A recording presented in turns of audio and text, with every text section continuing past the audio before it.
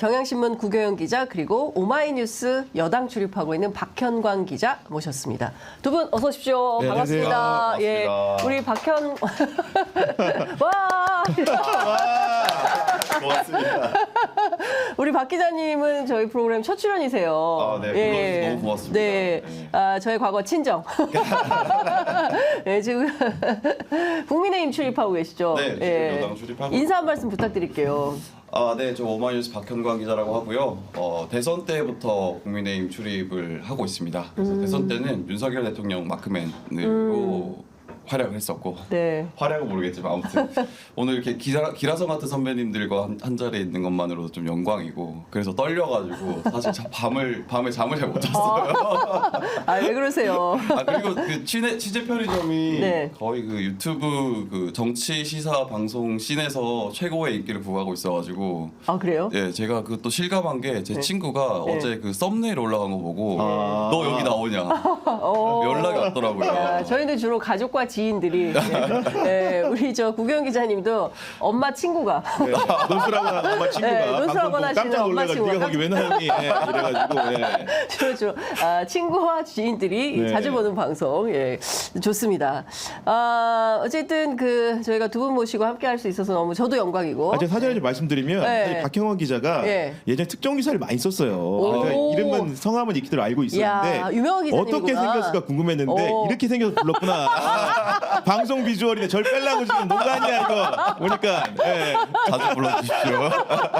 아유, 무슨 소리예요. 우리 구경 기자님 인물로 한몫하는 오늘 구경 왁스도 안 발라가지고 왁스. 저희가 왁스 준비해놓고 기다리도록 하겠습니다. 네. 자, 이것부터 좀 여쭤볼게요. 연합뉴스 어제 보도 나왔는데 한동훈 위원장이 대통령 오차는 거절을 했는데 네. 지난주에 서울시내 모처에서 비대위원들하고는 만찬을 함께했다. 그러니까 이게 예. 지난 주말쯤부터 알만한 사람들 사이에서는 얘기가 돌았던 얘기예요. 왜냐하면 한동훈 네. 위원장이 몸이 안 좋아서 그 대통령 초청을 거절했다. 이게 진짜 예. 맞냐라는 얘기를 왜냐하면 이제 선거가 한 2주 정도 지났거든요. 선거가 끝난지. 네네. 그러고 난 다음에 몸조리가 아무리 그래도 사실 일주일만 지나면 그래도 좀 회복되거든요. 그렇죠. 네, 네. 그래서 이게 진짜 맞냐라고 했을 때 비대위원들이 밥을 먹었다는데라는 얘기가 계속 돌고 있었어요. 그래서 이거를 기사가 언제쯤 나오냐라는 타이밍이 언제쯤 될까 정도의 어떤 의문을 가지고 있었던 상황이었고 네. 그래서 들리는 얘기에 따르면 이제 기사에도 나왔지만 19일 날 초청을 받았는데 거절했고 16일 날 밥을 먹었다는 거잖아요. 네. 그러니까 이게 내가 몸이 상태가 사실은 괜찮다. 예, 그 전에 가도 되는 상태다. 근데 안 갔다. 그래서 예. 이걸 두고 용산에서 굉장히 심하게 불편해하는 분위기로 저는 파악을 했고 네네. 이게 사실은 저는 이게 별거 아닌 것 같지만 이 보수 진영에서 정치를 하겠다는 사람으로서는 굉장히 큰 타격이다라고 생각을 좀 들더라고요. 왜냐하면 네네. 보수 진영에서는 좀 웃사람에 대한 공경, 맞아요. 그리고 뭐 이 예의 범절 이런 게 굉장히 중요한데 네. 이 경우에는 거짓말을 하고 어떻게 보면 일명 나의 오야붕의 초청을 부름을 거부한 일본만 나왔어요. 그런 네. 사안인데 네. 이게 그래서 나중에 한동훈 위원장께서 계속 정치를 하실 생각인 것 같은데 이게 보수 진영에서 하기에는 또 발목을 잡는 어떤 사안이 될 수 있지 않을까. 보수 리더가 되기에는 이번에 너무 예의 범절에 어긋났다 네. 이렇게 봐야 돼요. 저도 연장 선생님 말씀드리면 네. 사실은 참석자들이 그날 네. 만찬이 있었다는 걸 전해주지 않습니까 기자들한테. 맞- 그런 내용 중에 두 가지 단어가 눈에 띄었어요. 하나는 지난주. 지난주. 그러니까 지난주라는 건 16일 화요일로 특정이 된 건데 네. 그럼 지난주에 아까 우리 그 박 기자님 말씀하신 대로 어떤 제안이 있었습니까? 금요일 날에 대통령이 한동훈 위원장한테 월요일 날 오찬을 같이 하자고 그렇죠. 했죠. 예. 근데 하필 그 지난주에 이미 비대위원들과 만찬을 했다는 겁니다. 예. 그렇기 때문에 아까 얘기했던 병세의 문제라든가 예. 이런 것들이 문제가 되는 것이고 하나 더 예. 덧붙여 얘기하면은 결국은 대통령이 본인 육성으로 직접 얘기한 적은 없지만 한동훈 위원장을 대리인들 통해서 비판하는 거 보면 뭐 어떤 점을 비판합니까? 제일 큰 게 자기 정치한다는 거였어요.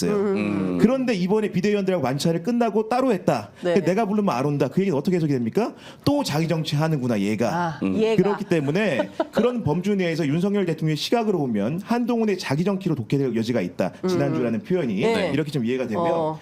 하나는 네. 그 참석자들 말 중에 눈에 굉장히 익었던 게 좌천됐던 때라는 표현을 썼습니다. 아, 좌천. 그럼 어떤 겁니까? 지금 선거가 끝나고 책임이 있는 건 맞는데 네. 그 좌천이라는 표현은 네. 상급자가 있는 거죠. 아까 박근혜 네. 표현대 오야붕이 있는 겁니다.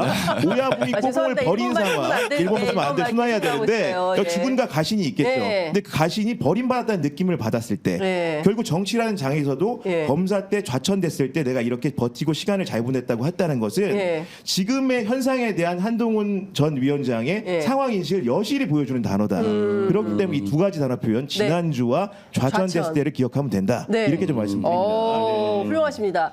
그러면 이렇게 되나요? 문도 윤도 나를 버렸다. 그런 표식이 되는 그러니까 이게 겁니까? 하나 더 예. 설명을 드리면 예.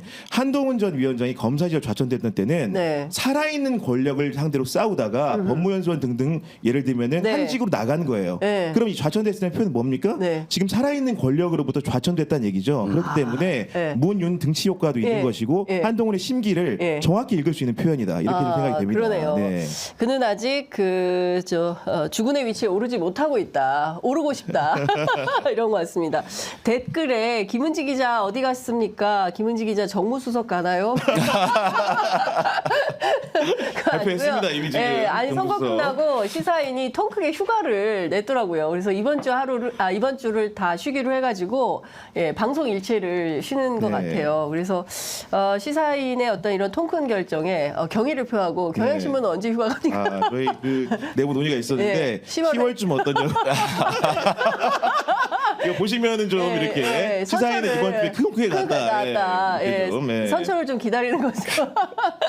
어쨌든 김은지 기자가 이번 주에 휴가고요. 그리고 댓글에 이런 것도 있어요. 윤 마크맨 좀 썰 좀 풀자. 대선 이거 때 지인 아닌가요? 대선 때 어땠냐 궁금해하십니까? 대선 때 사실 여러분들이 좀 잘 아실 만한 사진이 하나 있어요. 울산 회동 때 찍은 일명 윤석열 만능짤이라고 해서 네. 왜 윤석열 대통령이 술전을 네. 기울이고 있는 그리고 옆을 살짝 보고 있는 네. 그래서 그게 되게 밈으로 많이 활용됐던 사진이 있어요. 사실 그게 이제 제가 찍은 거거든요. 그래서 특종. 그걸 가지고 특종은 아니었는데 네. 사실 나중에 굉장히 많은 분들이 이제 활용을 해주시고 사랑해 주셔가지고 그 얘기를 꼭 하러 가 그래서 친구가 얘기하더라고요. 그 얘기- 친구가 단 게 아닌가 예. 혹시. 좋은 거 말고 좀 다른 것도 해야 되는데.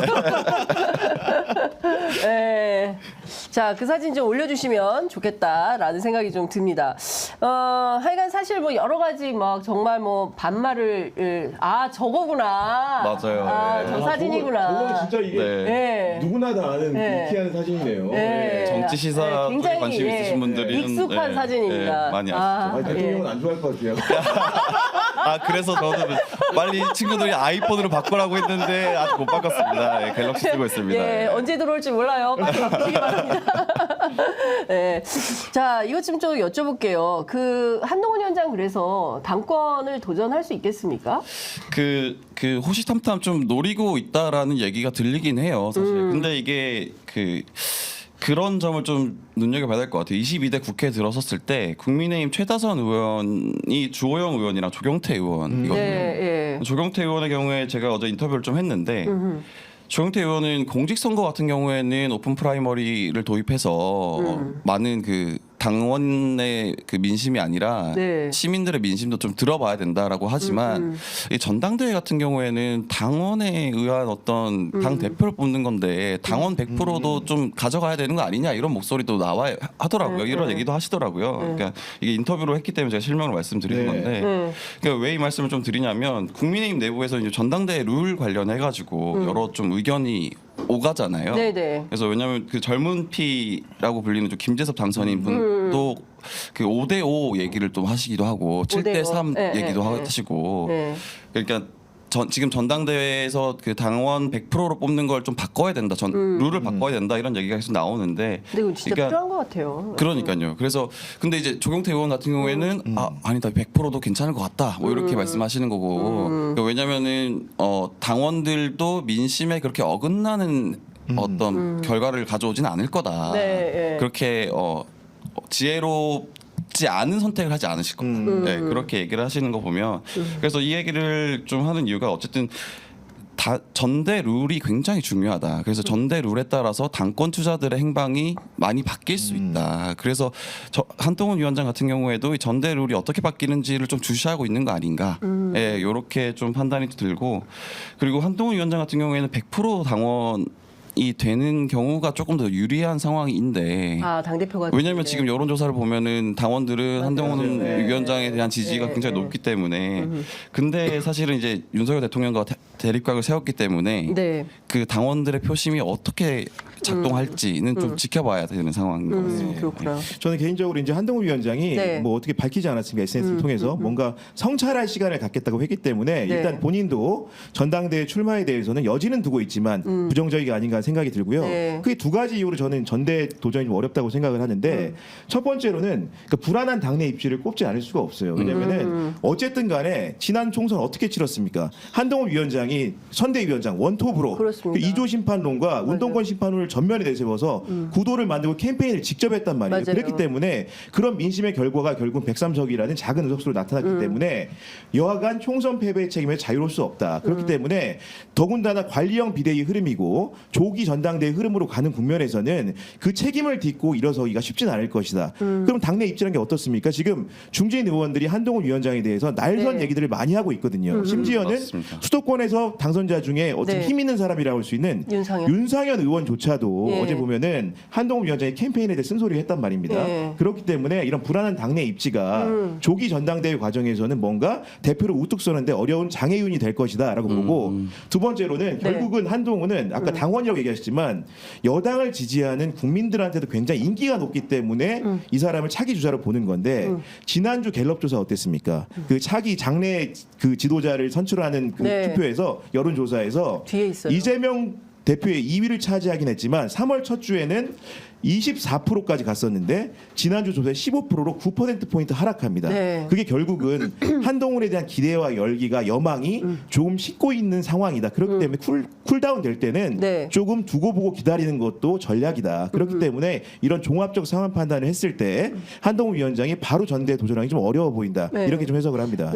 저 김경률 비대위원장이 비대위원이 사실상 뭐 한동훈 위원장의 입 뭐 이렇게 불리는데 네. 뭐 1년 정도는 쉬지 않겠냐 뭐 이런 얘기를 어느 네. 라디오 인터뷰에서 한 것 같은데, 실제로 그러면 6월 전대에 누군가 뽑힌다 하더라도 1년 이상 가기 어렵다 이렇게 전망을 하는 건가 하는 의심도 해보게 됩니다. 근데 제가 요것도 한번 여쭤볼게요. 원내대표 선거 지금 각 당이 아마 이제 22대 개원 앞두고 새 원내대표를 선출할 것 같은데, 국민의힘은 누가 가장 유력한가요?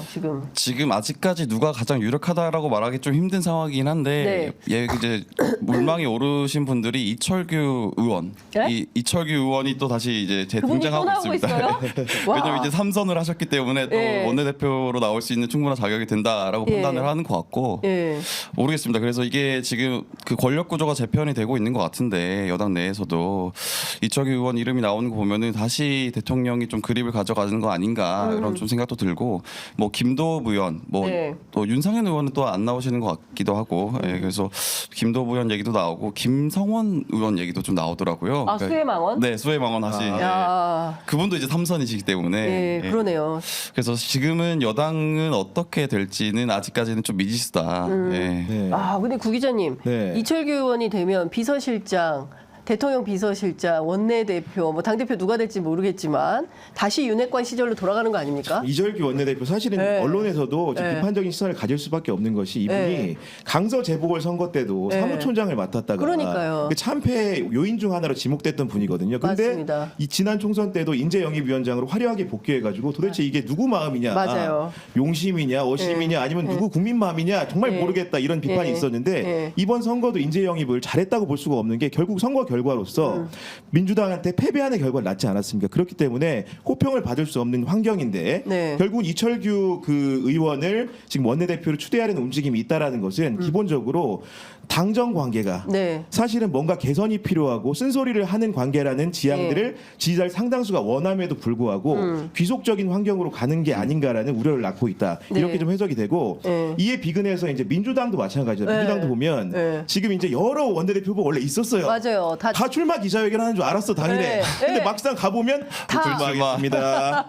당원 마음을 출마합니다. 헤아리겠습니다. 이렇게 하는 거예요. 그러면 지금 네. 그만둔 사람이 누구입니까? 네. 서영교, 김병기, 김성환, 네. 뭐 또 있죠. 김민석 의원도 심지어 상황실장이고 총선에서 굉장히 어떻게 보면 열심히 했는데도 맞아요. 그만뒀단 말이에요. 네. 그러면서 박창대 최고위원 1인으로 뭔가 귀속되는 분위기인데 네. 이게 지금 양태상으로 양당 모두 네. 리더 귀속적인 뭔가 원내대표가 나올 가능성이 높은 거예요. 네. 그러면 원내대표가 중요한 게 왜 그렇습니까? 지금 여러 가지 협상 입법이라든가 예산이라든가 모든 것들이 야당 우위에서 국회에서 치러져야 되는데 결국은 양당 리더의 귀속적이라는 것은 두 사람의 협치 가능성에 모든 게 종속된다는 겁니다.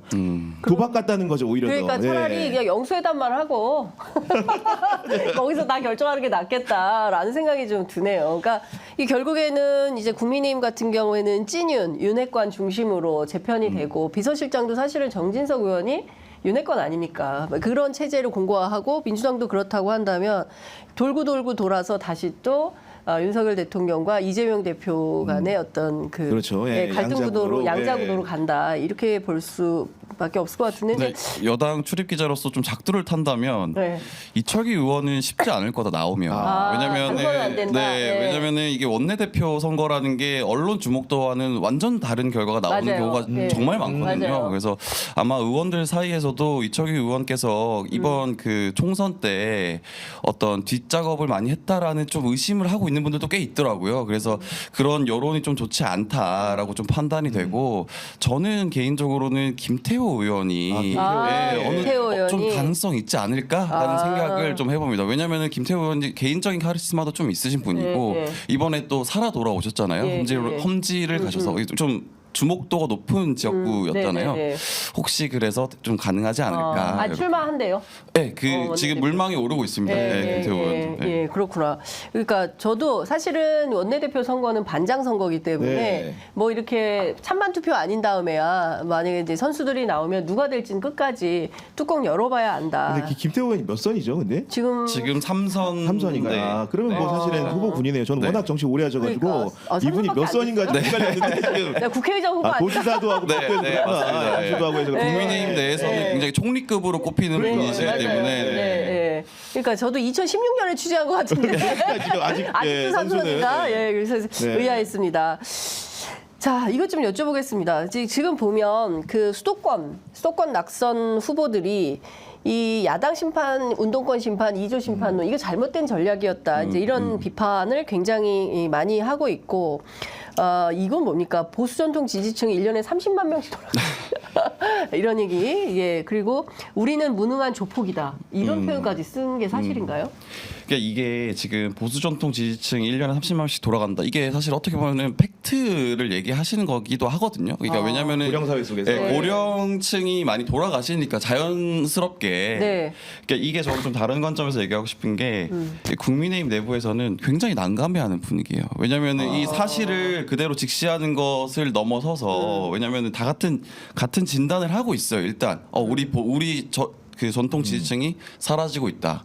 이대로는 그래서 왜 예전에 보면 민주당이 20년 집권 플랜 뭐 이런 게 나오는 네, 게 그 네. 인구 구조상 자연스럽게 그렇게 나오는 건데 그래서 국민의힘에서는 위기감을 좀 느끼고 있는데 보수 지지층이 고령층만 노려서는 그래서 앞으로 답이 없다 이런 인식을 하고 있는 거예요. 근데 인식이 있으면 진단이 있으면 해법이 따라오는 게 자연스럽잖아요. 네. 근데 그 해법이라는 게 계속 아무도 얘기하지 않아요. 근데 이거를 해법을 계속 얘기했던 사람이 있습니다. 네. 이준석 그 개혁신당 대표가 당 대표 때 세대포 이론으로 항상 이 얘기를 해왔었어요. 맞아요. 우리는 고령층만으로는 안 된다. 그래서 20, 30대를 노려서 같이 40, 50대를 포위해야 된다. 뭐 요런 그렇죠. 얘기를 계속 해왔단 말이에요. 네. 그러니까 다시 말하면 이게 지금 어제 저도 이제 국민의힘 의원이랑 또 통화를 하다 보니까 네. 이 난감한 이유가 이준석의 어떤 전략을 다시 우리가 공식적으로 꺼내들기가 너무 난감하다. 그랬을 경우에는 이준석 대표에게 얼마나 욕보이겠느냐 예, 그런 걱정을 좀 하고 있는 네. 상황인 것 같더라고요. 그래서 이게 되게 저도 이제 취재를 하면서 되게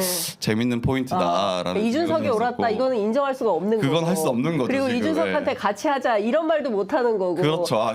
절대 할 수 없죠 절대 할 수 지금. 예. 없고. 예. 아니 실제로 박 기자님 말대로 네. 지금 어제 발언을 포함해가지고 지금 대통령과 정부와 여당을 상대로 쓴소리를 하는 당선이든 낙선자든 상당수가 7080년대생입니다. 왜냐하면 맞아요. 어제 얘기했던 박상수 네. 뭐 낙선인이라든가 아니면 이승환 후보라든가 이런 분들 79년대 83년생이거든요. 맞아요. 그리고 이제 예를 들면 김재섭 그 당선인 네, 맞아요. 그리고 김용태 당선인 다 젊- 지금 뭔가 80년대. 당을 바꾸자고 개혁하는 사람들 상당수가 연배가 어리기 때문에 아까 말한 대로 이준석 후광 효과가 결국 당내에 다시 생길 수 있기 때문에 이런 대처와 처방에 대해서 당의 주류들은 굉장히 불편하고 뭔가 그를 불러올 듯한 느낌 그런 주술적인 느낌 이런 거 들잖아요. 예, 그러네요. 그러니까 굉장히 심각하게 느끼는 겁니다. 이게 같이 하지만 안 되면 안 될 것 같은 해야만 할 것 같은 해야만 할 것 같은 끌림, 느낌이 이끌림. 온다. 최상병 투표해야 할 것 같은 느낌이 들 수도 있는 거예요. 쉽게 잘못 얘기하면 그럴 수도 있는 그럴 겁니다. 수 이게. 있겠네. 예. 실제로 그 가능성 없어요. 왜냐하면 이준석 대표가 80년대생 뭐 정파와 상관없이 모임을 함께 하겠다 뭐 이런 주장을 했더라고요. 네, 근데 그거는 제가 봤을 때는 이준석 대표가 그 왜 당선되고 난 다음에 국민의힘을 점령할 일만 남았다 뭐 이런 평가가 많았잖아요. 네. 근데 이준석 대표 입장에서는 절대 같이 하지 않는다라는 입장을 공식 속상에서도 사석에서도 굉장히 많이 내비쳤고 네. 그 저도 그렇지 않을 거라고 보는 게 그 이낙연 대표와 한번 네. 합당을 했다가 네. 그 지지층이 붕괴하는 경험을 했기 때문에 네.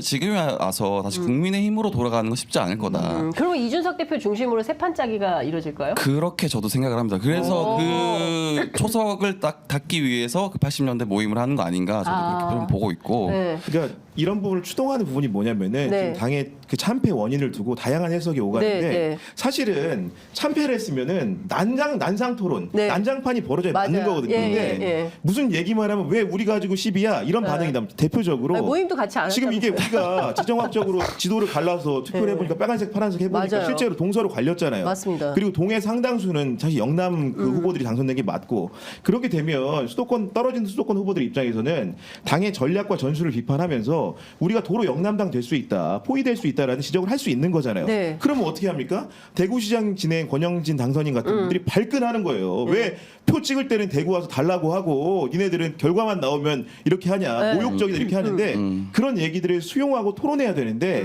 그런 분위기 자체를 봉쇄하고 있는 겁니다. 그렇죠. 네. 그렇기 때문에 결국 이런 부분들에서 젊은 세대가 정치하는 사람들 같은 경우에는 굉장히 환멸을 느끼는 거거든요. 뭔가 논의하고 바꿔야 되는데 네. 그렇기 때문에 실제로 아까 박 기자님 얘기하신 대로 장기적인 흐름에서는 그런 이탈 구도도 배제할 수가 없어 보인다 이런 생각이 듭니다. 근데 실제로 낙선자 대회도 뭐 지역별로 따로 했다고 수도권하고 영남권하고 그러니까 좀 같이 서로 소통하면서 어떻게 문을 닫고 안에서 뭐 2박 3일 정말 난상 토론을 하든지 네. 해서 결론을 내야 되는데 모이면 싸울까 봐 그래서 그게 또 언론에 보도돼서 또 막 분열의 프레임으로 맞습니다. 시달리게 될까 봐 아예 안 만나는 거예요. 그래서 영남 따로 수도권 따로 이러다가 분당하는 거 아닙니까?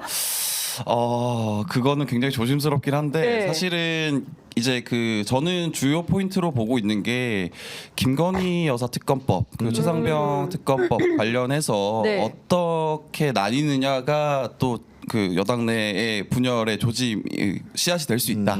네, 그렇게 생각하고 그걸 굉장히 주의 깊게 좀 보고 있는 상황이고 네. 실제로도 그리고 아까 말씀하셨던 것처럼 난상 토론이 좀 벌어져야 되는데 네. 아무것도 안 하고 있잖아요, 사실은. 네, 그래서 네. 이 여당 출입 기자들 내에서도 너 요즘 너무 취재할 게 없다. 뭘 취재. 취재해야 되냐. 지금 회의도 안 열고 아무것도 네. 안 한다. 그래서 그런 좀 난감함도 있다. 네. 그런 얘기를 좀 숨 마시고 드리고 있구나. 아니 그럼 저는 뭐 제가 기대를 하고 뭐 이런 뭐 지지자는 아니기 때문에 이렇게 말하기 좀 조심스럽긴 하지만은 원래 선거가 이렇게 끝나면 상또라이가 하나가 나와야 되거든요. 그러니까 정말로 모두를 깜짝 놀랄게 하는 제안하는 사람이 하나는 나와줘야 나와야 되는데 돼요. 네. 맞아요. 너무 젊은 사람들조차도 네. 보수적이고 조심스럽다. 맞아요. 맞아요. 예. 문제 제기가 예. 맞습니다. 예. 뭔가 정말 바꾸려면은 예. 바위를 깨는 심정으로 못 맞아. 깨지만 예. 부딪혀야 되는데 예. 그런 시도가 너무 없다. 예. 네. 그러니까 옛날에 민주당 보면 이렇게 막 최고위원회 할 때 갑자기 문 열고 들어와서 유인물 막 뿌리고 막 그런 사람들 있어요. 그리고 나와가지고 그 유인물 주워가지고 나와서 뭐 하는 거야 막 싸움 나고 막 기자회견하고 이러면서 주목도가 그러니까요. 예. 되고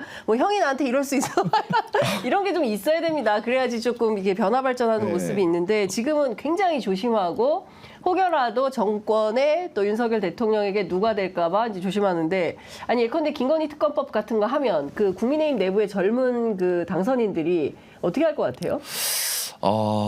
저는 약간 짐작은 안 가는데 사실 최상병 특검법 같은 경우에는 지금도 공개적으로도 그 예, 예. 통과시켜야 된다라고 말씀하시는 분들이 굉장히 많거든요. 맞아요. 국민의힘 예, 내에서도. 예, 예. 근데 김건희 특검법 같은 경우에는 사실은 최상병 특검법을 통과해야 된다고 말하는 사람들조차도 네. 김건희 특검법은 안 된다라고 말씀하시는 분들이 대부분이에요. 아, 그래서 그래요? 그거는 좀 통과하기 쉽지 않지 않을까 생각을 좀 하고 네, 그렇게 생각이 좀 듭니다.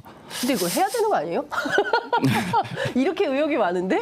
이게 아무래도 네. 김건희 특검법은 사실은 단일 사건 원래 주가 조작 의혹 특검법이었는데 네. 그게 지금 하나 둘 의혹이 붙어가지고 그러니까요. 양평 고속도로 관련된 의혹도 하나 붙어 있고 그리고 명품백 수수 의혹도 붙어 있고 하기 때문에 네. 뭔가 종합 특검화가 돼 있습니다. 그렇기 때문에 아마도 그 보수 정당에 계신 분들도 뭔가 이렇게 얘기하는 거는 찬찬히 뜯어볼 부분이 더 많아졌기 때문에 그런 뭔가 이제 속도 조절론 이런 걸 얘기하는 거로 생각을 하고 상당수는 심증적으로는 선거를 이렇게 치러본 여러 패인 중에 하나가 그것이기 때문에 그런 국민적 여망이나 요구를 그냥 단순 거부하기 좀 어려워 보인다. 결국 22대 국회에서 다시 장을 만들어서 논의를 해봐야 된다는 정도로 저는 이해하고 있습니다. 네. 예. 지켜보겠습니다.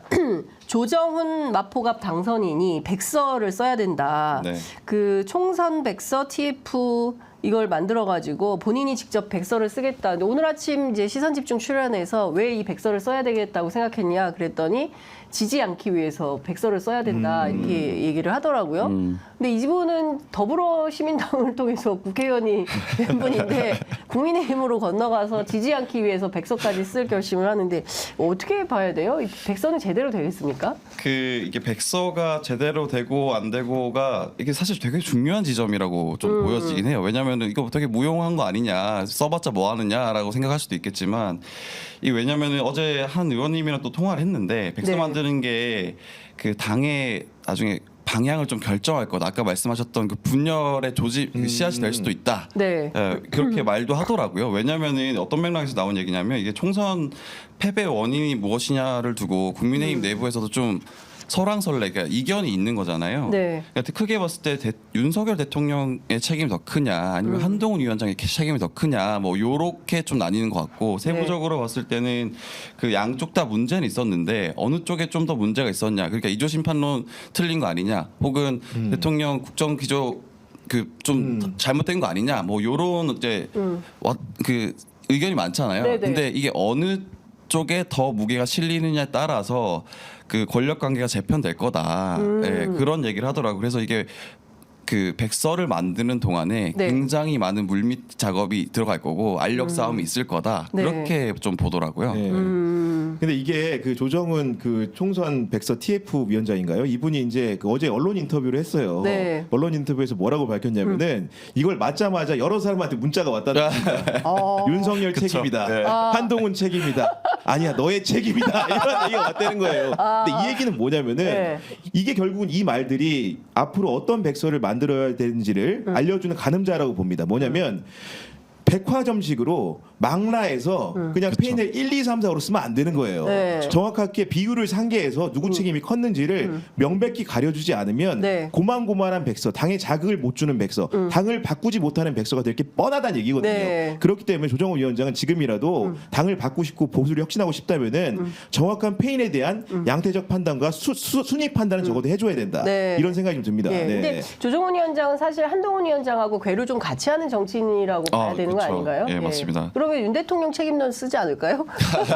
근데 그것도 모르는 게 그 조정훈 의원께서도 그 한동훈 위원장이 그 대통령 초청 거절한 거에 대해서도 네. 본인도 한 말 했잖아요. 맞아요. 그 내가 그거 미리 알았으면 무조건 가라고 했을 거다. 예. 그렇게 얘기한 걸로 보면은 조정훈 의원도 사실은 뭐 어떻게 될지 모른다. 예, 그리고 조정훈 의원 입장에서, 그리고 이건 좀 여담이지만 조정훈 의원이 방금 말씀하신 것처럼 예. 민주당 쪽으로 해서 들어왔는데 지금 국민의힘에 있지 않습니까? 네네. 그래서 또 위치를 또 바꾸실 수도 있지 않을까? 네, 그런 생각 좀 그런 들고. 의심도 네. 여당 안에는 있다. 네.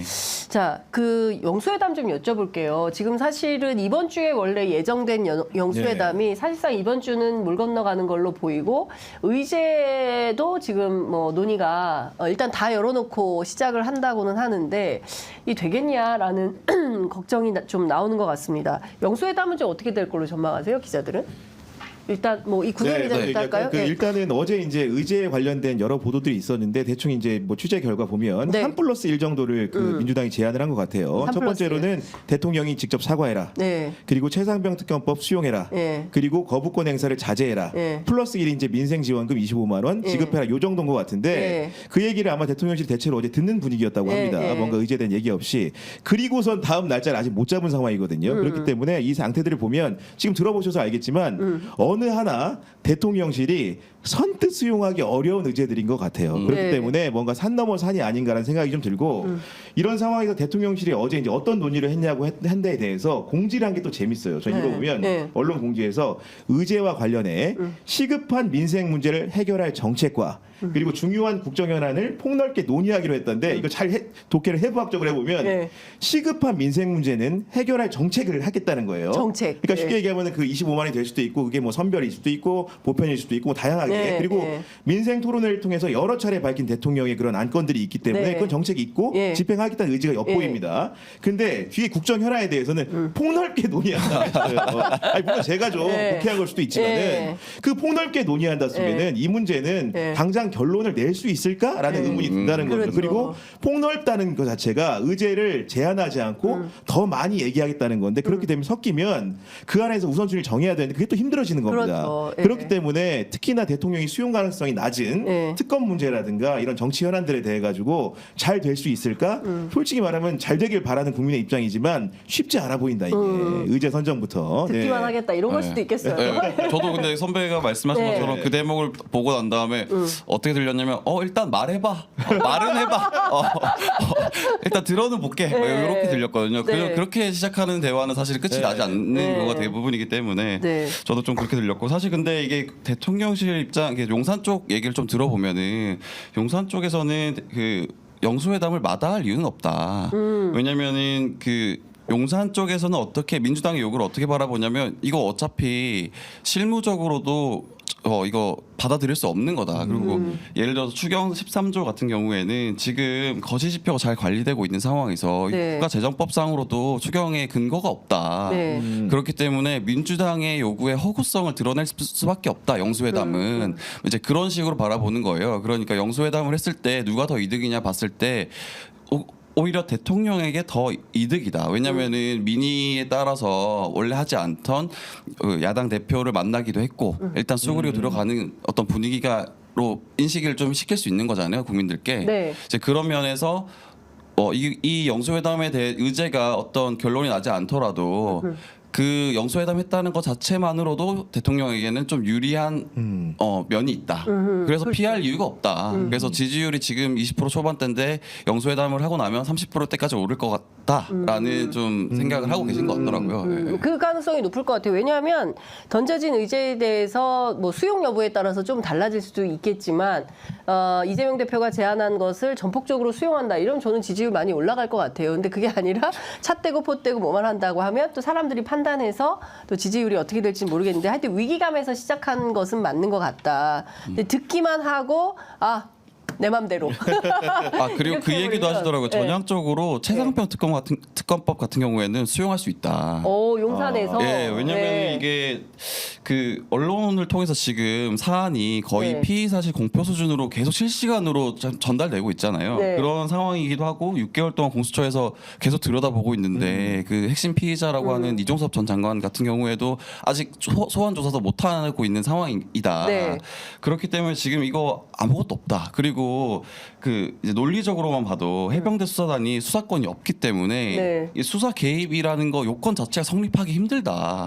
이 특검 가봐야 아무것도 나올 게 없다. 뭐 이렇게 조금 생각하시는 것 아, 같더라고요. 용산에서요? 그 용산의 분위기가 좀 네. 그런 것 같습니다. 제가 취재한 아니 그럼에도 불구하고 최근에 이제 보도들을 네. 피의사실 공표에 준한다고 하는 그런 보도의 흐름들을 보면은 대통령실이 이런 해병대 최상병 사망 사건에 수사 외압을 행사했다고 볼 만한 정황 증거들은 좀 나온 것 같아요. 예를 들면 이시원까지 나왔잖아요. 뭐 이시원 공직기강 비서관 같은 경우에는 유재현 법무관리관하고 국방부 네. 통화를 했다는 거 아닙니까? 예. 그것도 지난해 8월 2일인데 그날이 어떤 날이냐? 경찰에 이첩한 사건을 회수하는 날이었습니다. 맞아요. 그렇기 네. 때문에 뭔가 그런 정황상 의심할 만한 충분한 이유가 있다고 보여지고요. 그리고 또 임종득 당선인 같은 경우에도 국가안보실에 근무를 할 때 누구랑 통화했다는 게 얘기 나왔냐면 김계환 해병대 사령관. 네. 결국 임성근 사단장을 구했다는 게 이 사태 핵심이지 않습니까? 그렇습니다. 그런데 그 상급자라고 할 수 있는 해병대 예. 사령관하고 통화한 정황이 나왔기 때문에 예. 그런 퍼즐들이 뭔가 맞춰가고 있는 측면이 있고 분명히 이 이슈는 대통령실에 있는 관계자들이 국방부 혹은 당사자들끼리 준하는 사람들과 통화를 했기 때문에 그런 부분들이 뭔가 이게 가벼이 생각할 문제는 아닌 것 그렇죠. 같다. 특검이든 공수처든 간에 네. 그런 위기의식은 분명히 당사자들이 느끼고 있을 것 같다. 이런 생각이 좀 듭니다. 근데 네. 사실 뭐 대통령실이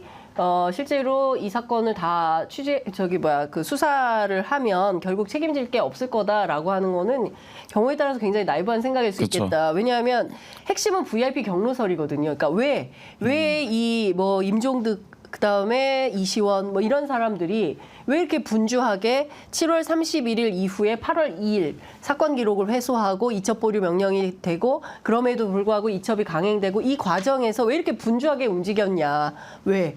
거기엔 사실 VIP 경로설의 핵심이 있는 거거든요. 그렇기 때문에 이걸 밝히기 시작하면 어려워질 텐데 뭐 문제 없다라고 하는 것은 언론용 아닌가? 네, 물론 문제 없다라고 예. 얘기한 거는 제 입장이 아니라 네, 용산의 인식을 용산의 인식이 그렇다라는 걸 네, 보여드립니다. 알겠습니다. 근데 실제로 영수회담은 언제 될 가능성이 있어요? 다음 주에 됩니까? 제가 지금 봤을 때는 뭐 정확하게 이게 말할 수는 없겠지만 용산이 아까 말씀드린 것처럼 피할 이유는 없다라고 하는 거 보면은 네. 이번 주에도 가능하지 않을까 저는 이번 그렇게 주에도? 생각을 하고 있고. 이번 주에도 네. 근데 물론 이제 너무 늦어도 다음 주엔 내에는 할 수 있겠다라고 좀 생각을 좀 들고. 네. 네, 그렇습니다. 그렇구나. 아니 근데 저는 이제 박 기자님하고 생각이 줄곧 같았는데 약간 다른 네, 게 네. 지금 원래는 사실 길일로 사람들이 원래 목요일을 꼽았어요. 왜냐면 이제 우리 그 보면 이재명 대표 재판 갈 날 빼고 이것저것 네. 제하다 보면 주말은 또 하기가 좀 부담스럽고 하다 보니까 목요일 날 하지 않을 거라고 했는데 월요일 날 원래 회동이 예정됐다가 실무 회동이 그게 이제 새로운 신임 정무석 임명과 맞물려서 해체가 되고 네. 그 다음 날 이제 했는데 다음 회동을 또 못 정했단 말이에요. 맞아요. 그러니까 뭔가 포괄적인 수준에서의 의제만 얘기했기 때문에 이게 지금 영수회담이라는 게 지금 곤궁한 측이 누군가 사실 대통령실이거든요. 그렇죠. 그렇기 때문에 의제에 대해서 좀 더 심도 있게 기울일 수밖에 없어요. 그 야당이 복속적인 형태의 그 예를 들면 영수회담 같은 경우에는 MB 때 했던 영수회담 기억이 나요. 그때 같은 경우에는 이명박 정부 초반이고 촛불 집회라는 위기를 겪긴 했지만 대통령이었고 여당이 총선에서도 이겼습니다. 네. 그런 상황이기 때문에 뭔가 우위를 가진 상태에서 정세균 당시에 대표를 불러가지고 했는데 그때 보면은요 정말 국정 전반을 논의해요.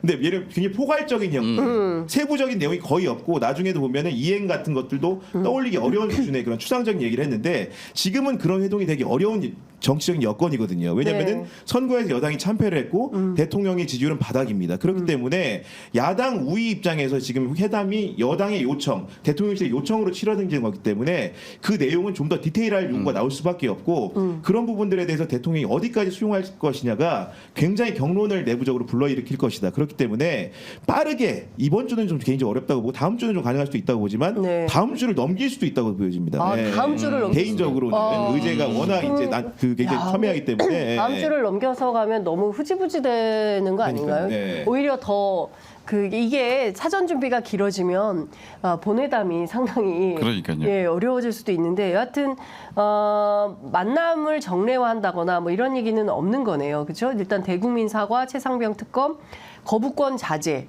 근데 네. 자제라는 표현은 뭐 할 수도 있는 가능성을 좀 열어놓은 거 아닌가요? 아니 물론 제가 이렇게 3+1이라는 게 정확하게 이제 뭐 실체적으로 발표한 건 아닌데 네. 그 제가 듣기에 이제 그런 식의 분위기로 전해진다는 취지로 말씀드린 것이고 네. 뭐 거부권 자제라는 건 지금 이미 네. 본회의 직회부한 안건들 보시면 알지 맞아요. 않습니까? 예. 다시 한다, 다시 도전한다. 그러니까 하지 마 이 얘기잖아요. 네. 그렇기 때문에 예. 뭐 그렇게 이해하시면 될 것 같습니다. 근데 예. 윤재호 원내대표는 영수회담에 관련해서 전 국민 25만 원보다 생산적인 의제를 다뤄야 된다.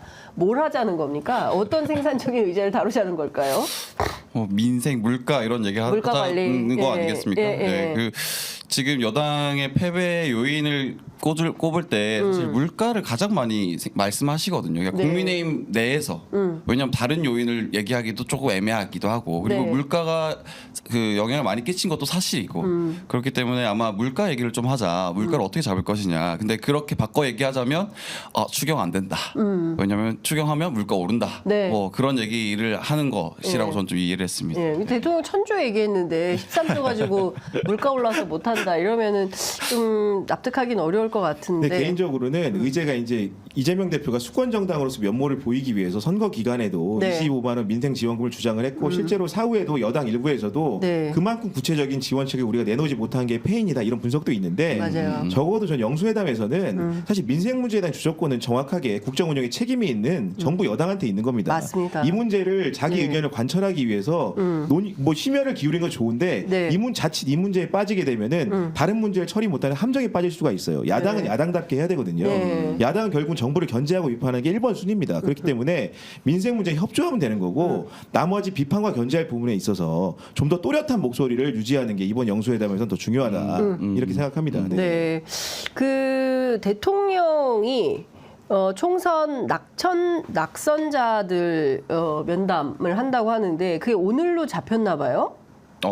네, 비공개 오찬을 오늘 한다고 하는데 낙선 국민의힘 의원들하고 비공개로 오찬을 한다.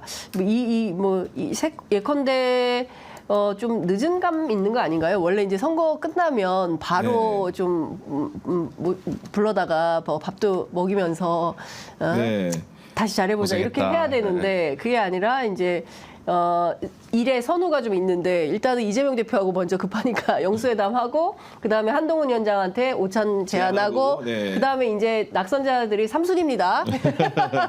어떻게 봐야 될까요? 결국은 낙선자를 만나는 건 좀 나쁜 거라고 생각은 안 하고요. 네. 어제 이미 이제 낙선자들이 여러 토론회라든가 통해서 당을 네. 향해서 제일 강하게 말하지 않았습니까? 특히나 네. 이 당정관계 개선의 국면에서 분명히 과감 없이 네. 또는 여과 없이 여론의 목소리를 전해야 된다고 생각이 들고요. 네. 개인적으로 궁금한 건 이게 낙선의 범주가 어디까지인가? 네.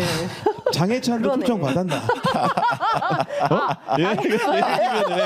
굉장히 충분히 예. 관심이다. 맞습니다. 이게 오나 그러니까 물론 국민의힘 네. 소속이 아니기 때문에 네. 근데 뭐 여러모로 대통령 사진도 걸고 네. 끝까지 레이스를 완주했는데 네, 빨간 그리고 사바 계속 입었어요. 대통령실에 네. 들어간다는 네. 얘기도 있었고 네. 여러 가지 좌충우돌이 있었는데 그런 사람까지 껴안는가 아닌가 사실 궁금하다. 예. 예. 취재된 거 좀 있습니까? 장해찬도 껴안는가? 그것도 저도 다른 관점인데 저도 취재를 해보겠습니다. 재밌네요. 나오면 단독입니다. 네, 예. 사진 꼭 찍어주세요. 예. 궁금하네요. 정말 장해찬 그 후보까지 껴안고 가는 건지. 근데 통상의 범주에서는 선거 뛰면 낙선자들을 위로하는 자리는 있지만 낙선까지 끌어안는 것은 윤석열 정부에서 처음 보는 풍경. 아니 그 전에서 뭐 잘 못 있었을 수 보던. 있지만은, 네. 예, 아니 뭐 별도로 비공개로 하긴 하는데 이렇게 비공개라고는 하지만 이렇게 언론에 알리면서 하는 이유는.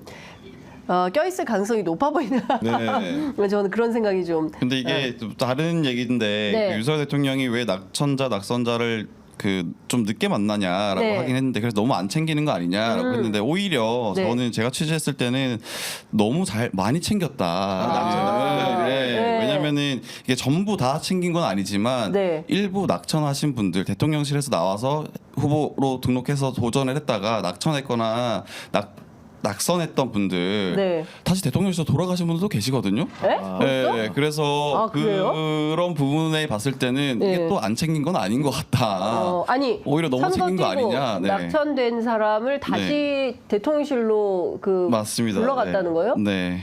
사실 이거는 저도 기사를 아직 안 쓸 거긴 한데 단독이다. 야, 오늘 제목에 썸네일 나왔다. 썸네일 나왔다. 예. 와우. 간단하게 야, 하나 풀어주시죠. 뭐 예, 첫 예. 출연이니까. 그래, 네. 첫 출연이니까. 그럼 제가 하나 다음 주 못 나오나요? 아니에요. 예. 우리 늘려. 예, 3시, 4시 하는 수가 있어요. 예. 어떻게 된 겁니까? 예. 근데 요 부분에서는 제가 또 오마이뉴스 보도. 알겠습니다. 상도리를 지키도록 이미 하겠습니다. 제목은 나왔네요. 네, 우리는 이제 썸네일로 네네. 풀겠습니다. 그러나 자세한 보도는 오마이뉴스를 참고해 주시기 바랍니다. 링크 달아주세요. 네, 링크 달아주세요. 예, 자막 꼭 걸어주시기 바랍니다. 하여튼 단독은 단독. 야, 근데 이거 세다, 세. 세게 네. 챙기네. 예, 정말 대통령실이 엄청나게 챙기는 거네요. 그럼요. 그래서 저도 예. 그거 보면서 이게 무슨 대통령실이 무슨 양성소도 아니고 네. 이게 뭐 나가신 분을 다시 또 받아준다라는 게 그러면 그 자리를 계속 비워놨다라는 얘기잖아요. 네. 그거는 좀 적절치 않다라는 좀 생각이 좀 들더라고요. 아니 갑자기 이원모 비서관이 돌아가나? 그런 정말 생각이 확 드네. 빅 뉴스겠죠, 야, 그럼 그렇다면. 진짜 센 뉴스다. 야, 그럼 그 자리를 비워놓고 기다렸다는 얘기네요. 혹시 모르니까. 아니 근데 장해찬 후보도 그런 설이 있었잖아요. 그런 설은 예, 있었는데 예, 어디로 간다더라. 네, 예. 그런 얘기가 좀 있었죠. 예. 그거는 또 한 번 더 취재를 해보도록 하겠습니다. 야, 이 부분은 아닌가 봐. 그건 아닌가 봐요. 아닌 것 같네. 지금 보니까 그건 아닌 것 같으니까. 네. 아무래도 저기 고정 예약을 해야 될 것 같아. 왜냐면 제가 그렇습니다. 장예찬 또 후보랑 네. 그렇게 또 네. 사이가 안 좋아 소원해져가지고 왜 그렇게 됐어요? 그 예. 예전에 제가 그 네. 장예찬 후보가 네.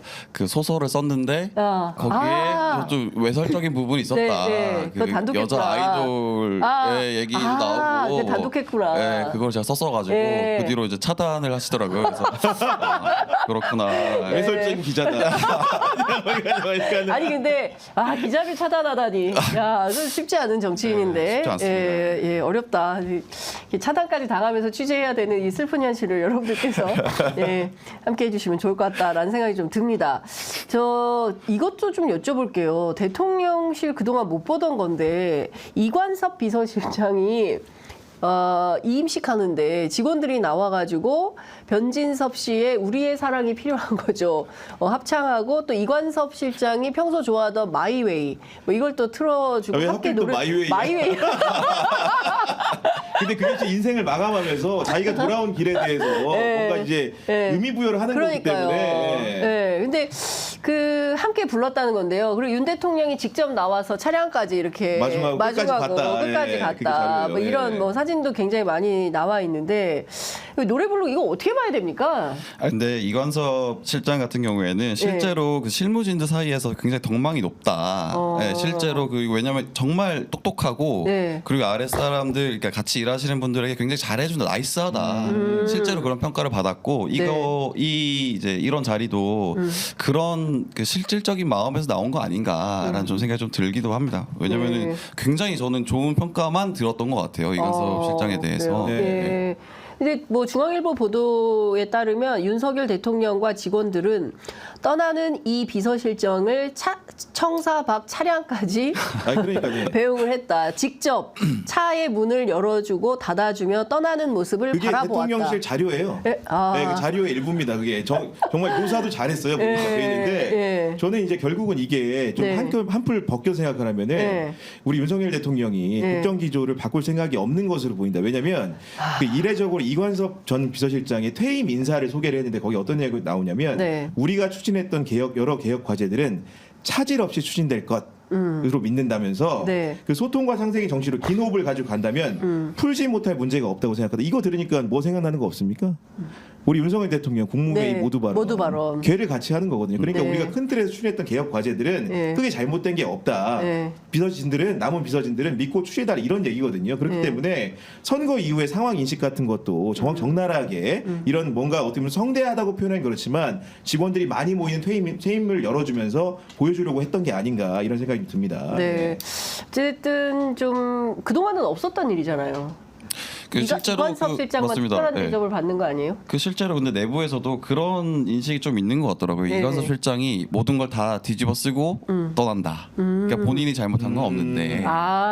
그래서 그런 어떤 애처로운 마음이 좀 반영된 거 아니냐. 그래서 아까 선배가 말씀하신 것처럼 그 국정 기조는 잘못된 게 없는데 지금 너가 어쩔 수 없이 지금 정치적 상황이 이러니 너가 좀 총대를 왜 줘라. 거기에 대한 좀 배려다. 이렇게 좀 보이기도 하고 그렇습니다. 그렇군요. 그렇군요. 자, 지금 47분 흐르고 있는데요. 그 민주당 얘기 좀 해보겠습니다. 국회의장 누가 하는 겁니까? 여기에도 명심이 가장 중요하다라는 언론 보도가 나오고 있는데요. 조정식, 추미애, 정성호 셋 중에 누가 제일 유력하다고 기자들은 보고 야, 있어요? 이건 사실 너무 치열해요. 사실은 원래 맨 처음에 당심이라는 게 네. 당심이라는 거는 우리 지도부의 마음일 수도 있고 그 어의적으로 해석을 하면 네. 우리 당원들의 마음일 수도 있는데 사실은 당원들이 선택한 여론은 추미애 당선인 쪽으로 많이 기운 것으로 보여요. 그러니까 네. 이 언론사들에서도 그렇고 다양한 유튜브 커뮤니티에서도 설문조사를 하면은 네. 그냥 압도적 1위가 추미애 당선인이에요. 경향 TV에서 했었죠. 네, 거기서도 했고 네. 그리고 뭐 최근에 이제 그걸 모사했다고 하긴 그렇지만 네. 여러 커뮤니티에서 하는데 열어보는 족족 다 아. 90% 춤이에요. 그러니까 이게 아마도 뭐 지지자 팬덤인지 정확하게 표본이 구별되진 않지만 그런 흐름인데 네. 갑자기 기류 전환이 좀 있는 상황이죠. 왜냐하면은 우리가 통상적으로 국회의장이라고 하면은 네. 최다선 의원들 중에 후보군이고 네. 그 중에 많지 않잖아요. 육선이 된다는 게 예. 쉽지가 않은 일이기 때문에 전반기 후반기를 그 일당에서 나눠하는 것으로 알고 있었는데 네. 그 통념을 깬 도전들이 지금 시작이 되는 거예요. 일단은 정성호 의원이 포문을 열었어요. 네. 5선임에도 불구하고 국회의장을 하겠다고 네. 공표를 한 겁니다. 네. 누가 시킨 게 아니고 네. 여기도 나왔잖아요. 네, 그죠? 맞아요. 어제 나왔습니다. 나와가지고 정확하게 예. 자기가 왜 국회의장이 돼야 되는지에 대해서도 예. 서설적인 설명을 한 거 아닙니까? 네. 그런 양태가 심상치 않게 돌아가고 있다. 예. 그 얘기는 뭐냐? 아까 당심이라고 했을 때는 그 당심이 지도부의 당심이 좀 약간 의문시되고 있다. 아. 추미애라는 그 네. 저변에 있는 당원들의 당심과 네. 지도부의 당심이 좀 궤를 달리하는 것 같다.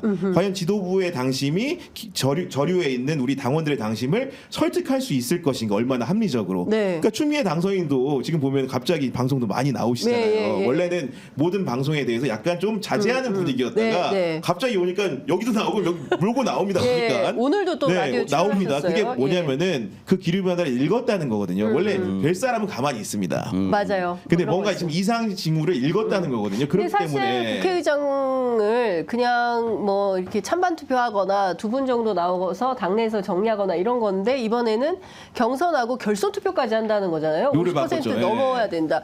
이 룰을 또 그 정청래 최고가 제안했다는 얘기가 있더라고요. 네. 네. 그러니까 이게 룰도 보면 그렇잖아요. 사실 네. 전례 없는 룰을 만들고 네. 그 전례 없는 후보가 5선 후보가 나오고 네. 이런 여러 가지 역학들이 네. 지금 지도부의 마음이 뭔가 좀 갈팡질팡해 보인다. 아, 지도부의 마음이 좀 여론은 이미 사실 읽히는 네. 부분이 있는데 지도부의 마음이 있고 지도부가 과연 여론을 견인할 수 있는가. 아하. 그리고 이건 또 이제 민주당의 미래와 달린 문제이기 때문에 네. 굉장히 중요한 선택이라고 보여집니다. 예. 여당 출입 기자긴 한데 야당 사정도 좀 아시죠? 제가 야당 사정은 잘 몰라가지고 선배 얘기를 잘 열심히 들었습니다. 여당에서는 국회의장 네. 추미애 어떻게 어떻게 생각하세요? 생각해요? 예, 예. 여당에서는 어떻게 네. 생각해요? 누가 돼야 된다고 생각해요? 여당의 국회의장이 누가 돼야 되느냐? 네. 너무 여당에서는 너무 강경한 사람이 되면 쉽지 않지 않나. 왜냐면은 지금도 입법 독재라는 얘기를 계속하면서 그 여당에서는 야당을 견제하고 있는데 네. 추미애 장관이 오는 거는 당연히 제가 봤을 때는 물어보지 않았지만 바라지 않을 것이다. 네. 그 정도로 하겠습니다. 네. 예, 제가 취재했을 때는 최악이다. 뭐 자기들이 상정하는 최악은 국회의장 추미애, 원내대표 정청래, 뭐 당대표 이재명, 뭐 이게 최악이다. 근데 이런 정청래 의원이 얘기를 왜 또 룰을 바꾼 거예요? 저도 좀 오늘 아침에 들어가지고 저도 좀 확실한 건 아니지만, 네. 취재를 좀 해봐야 될 것 같습니다. 네. 어떤 맥락이 있는지 저도 오늘 좀 취재를 해서 여러분들께 말씀을 좀 드리도록 하겠습니다. 근데 중요한 거는 지금 민주당 내부에서는 그 싱크탱크 민주원장 네. 이재명 대표의 멘토로 알려진 이한주 전 경기연구원장이 됐습니다. 그러니까 전반적으로 보면 사실상 3년 후를 대비하는 뭐 이런 그러니까 대선 대치경? 대비에 네. 들어간 거 아니냐 이제 이런 분석도 있던데 그건 어떻게 보세요? 그러니까 실제로 이게 지금 뭔가 착착 시나리오대로 잘 가고 있는 건 맞는 것 같아요. 왜냐하면 네. 아까 서두에도 말씀드렸지만은 네. 원내대표 선거도 처음에는 여러 명이 경선할 것처럼 하다가 지금 뭔가 소수의 후보로 수렴이 되는 분위기고 네. 국회의장도 뭔가 그 추미애가 당연히 될 것 같았는데 그 바뀌는 역학들이 나오는 부분들이다 이런 것들이 네. 뭔가 그 지도부의 그 결정이 굉장히 중요한 의사결정, 민주당 이끌어가는 결정이 되는 것 같고 그건 당연히 선거를 대승을 했기 때문에 거기에 힘을 실어주는 여론도 있는 게 사실입니다. 그런데 여기서 제가 약간 우려되는 부분들은 일부 이제 네. 이재명 대표를 아끼는 사람들조차도 얘기하는 게 그 당대표 연임도 재고해야 된다는 얘기도 스멀스멀 나오더라고요. 그게 뭐냐면은 뭔가 그 당이 1인에게 이제 뭔가 복속되는 환경이 되면은 그게 좀 외부에 비칠 때 좀 이렇게 그 너무 이제 포장되는 부분들이 안 좋다는 거예요. 네. 그리고 대권 가도라는 건 다양한 여론을 포섭하고 민심을 설득할 수 있어야 되는데 뭔가 1인 정당화, 사당화되는 느낌을 주게 되면은 대선 가도에서도 지지율을 굉장히 수렴시키는 뭔가 네. 확산하지 못하고 이런 뭔가 이미지를 낳을 수 있기 때문에 네. 연임 문제라든가 여러 가지 지도부 인선에 있어가지고도 그런 부분들 과도한 건 피해야 된다는 목소리가 일부지만 조금씩 나오기는 합니다. 네. 그런 부분들도 아마 이재명 대표가 보고 있을 거라고 생각을 합니다. 네. 추미애 당선인이 오늘 그 CBS 김현정의 뉴스쇼에 출연해서 영수회담 김건희 의제를 왜 빼나 뭐 이런 비판을 했네요. 왜 뺄까요? 네. 그거에 대해서 용산에서는 그런 네. 얘기를 하긴 하더라고요. 네. 아 설마 처음 보는 자리인데 거기다 면전하다 대고 김건희 여사 특검을 말하는 게 할까? 하자고 할까? 뭐 그렇게 생각하더라고요. 그래서 아마 그런 취지로 예. 또 사실은 지금 지도부도 예. 처음 보는 자리인데 또 그런 얘기를 바로 할 수 있을까? 그건 네. 바로 속된 말로 좀 깽판 놓는 거 아니냐, 뭔가 대화할 네. 의지가 없는 거 아니냐, 뭐 그렇게 생각할 수도 있다. 네, 그렇게 보입니다. 네. 아 그렇구나. 그러니까 초면은 아닌데. 그러니까 처음 딱 앉자마자 김건희 특검법 받으라. 그리고 김건희 여사 문제가 계속 지속적으로 제기되니까 이거를 꺼내는 것 자체가 조금 전체 다른 의제를 네, 한 번에 잠식시킬 수 잠식시키는 걸 수 있으니까 네, 아무것도 하지 않겠다라는 선언일 수도 있다. 다른 말로 하면. 예. 네. 그만큼 보호해야 될 중요한 존재라는 거죠. 네. 아니 그 원래 사실 노무현 그 정부 때 보면은 제가 좀 찾아보려고 했었는데 네. 여러 가지 특검 종합 선물 세트를 노무현 대통령이 사실상 거부권 행사 안 한 거 아닙니까? 네. 뭐 그래도 전례가 없는 건 아니에요. 예. 근데 이제 아마도 이재명 대표가 정성호 의원이 대리인은 아니지만 그 라디오라든가 방송에 출연해가지고 네. 뭔가 김건희 특검법을 초면에 얘기하기 좀 어렵다고 이제 어제 저희 프로그램 출연해서 어떤 얘기를 했냐면 정성호 의원이 초면에 그 정도로 매정하지 무슨 표현 박절 아니 뭐 그렇게 뭐 하여간 그런 네. 표현을 썼어요. 예. 박절하거나 매정하거나 그런 표현은 아닌데, 그러니까 정성호 의원이 이재명 대표도 하여튼 성정이 뭐 이렇게 그렇지 못하다. 매정하지 그러니까 않아서 이렇게 오늘 처음부터 그런 꺼내지 않을 추미애 거다. 그 당선인이 왜 그 얘기를 했겠습니까? 각을 어제 세우고. 장유선 나와서 정성호 의원이 그 얘기 하니까 눈에 불을 켜고 보고 있다가 반대로 얘기하고 우리 당심은 그게 아니야. 정성호 의원 이렇게 해준 거예요. 이게. 이것도 이재명 비싸면, 대표는 모진 사람이 아니다. 모진 사람이 아니기 때문에 대통령 면전에서 김건희 특검 언급하겠냐, 안 할 거다. 이제 이런 얘기를 했는데 이쪽은 모질지 않고 저쪽은 매정하지 못하고 박절하지 못한 분들이 모여서 어떤 얘기를 하게 될지. 그렇지만 근데 사실 윤석열 정부 내내 사실 국정 운영에서 가장 문제적 인물 두 사람이 있다면 한 사람은 김건희 여사고 한 사람은 유튜버 이천공 씨예요. 그래서 두 사람이 계속 등장해서는 안 되고 이 부분에 대해서는 분명한 태도를 취하는 게 선제적으로 맞습니다. 윤석열 대통령이 선제적으로 그런 얘기 이제 안 나오게 하겠다. 앞으로 3년간. 그런 메시지를 내야 되는데 어떻게 될지 지켜보도록 하겠습니다. 귀추가 주목된다. 이런 말씀을 좀 드리겠습니다. 오늘 두 분 너무 재밌었어요. 네. 예. 김은지 기자 빨리 와야 될 것 같습니다. 예, 자리가 없어질 수 있어요. 이번 주 연락 안 오면 그러면 안 됩니다. 예, 하여간 저희는 끝까지 연대에서 함께 간다. 오늘 정말 재밌었습니다. 전 되게 재밌었는데 어떠셨어요? 저는 너무 말씀을 잘하셔가지고 네. 선배께서 네. 저 보면서 약간 감탄하면서 봤거든요. 약간 처음에 저도 못했어요. 유튜브 두 번 세 번 하다 보면 이게 너무, 또 아니다. 네, 이렇게 훌륭한 기자들이 많이 있다라는 생각이 좀 들고요. 함께 할 수 있어서 저 정말 영광이었습니다. 네. 구경 기자님 하실 말씀 있으세요? 오늘 누구 나와요? 오늘요? 네. 오늘 매주 이제 수요일 출연자만 소개하는데 고정 멤버라서 더 소개드리긴 좀 그렇고 네. 아무튼 저는 박 기자님 처음 뵀는데 네. 일단은 외모에 감탄했다. 맞습니다. 그리고 이제 특종에 역시 강한 기자다. 오늘 또 우리 네. 네. 취재 편의점 선물 하나 주고 갔다. 맞습니다. 썸네일 선물 하나 줬다. 예. 네. 정말 너무, 대단한 기자다. 예, 너무 자주 감사- 모셔야겠다. 아, 고맙습니다. 네, 생각했습니다. 네, 감사합니다. 아유, 하여간 저도 너무 재밌고 유쾌한 토크였습니다. 오늘 두 분 말씀 잘 들었습니다. 고맙습니다. 네, 감사합니다. 고맙습니다.